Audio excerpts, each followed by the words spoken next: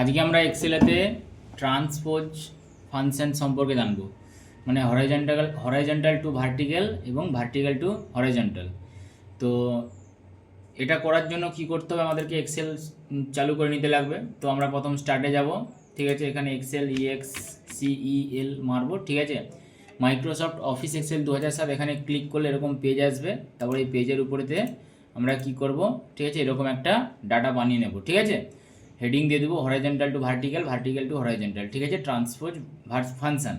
ওকে, এখানে দেখো নাম রয়েছে কিছু, নামের জায়গাতে নাম রাম, সীতা, বাবলু, টিয়া, মার্কস 1, মার্কস 2, মার্কস 3, ঠিক আছে, এরকমভাবে। তো কীভাবে এটাকে আমি ট্রান্সপোজ করবো সেটা দেখো। প্রথমে এটা কী করবো, আমরা এটাকে সিলেক্ট করব, ঠিক আছে।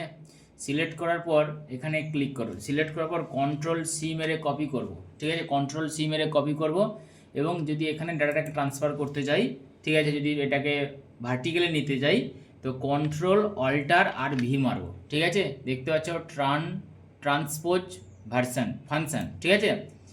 ওকে করে দেবো। দেখো ডাটাটা কীরকম উল্টে গিয়েছে, ঠিক আছে। উপরে ছিল মার্কস 1, মার্কস 2, মার্কস 3, এখানে চলে এসছে মার্কস 1, মার্কস 2, মার্কস 3, ঠিক আছে। রাম পেয়েছিল 100, 200, 300, দেখো রামের এই ছিল 100, 200, 300।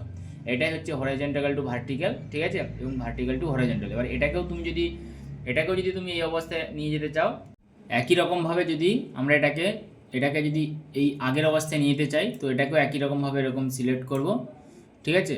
সিলেক্ট করার পর Ctrl+C মেরে কপি করব, ঠিক আছে।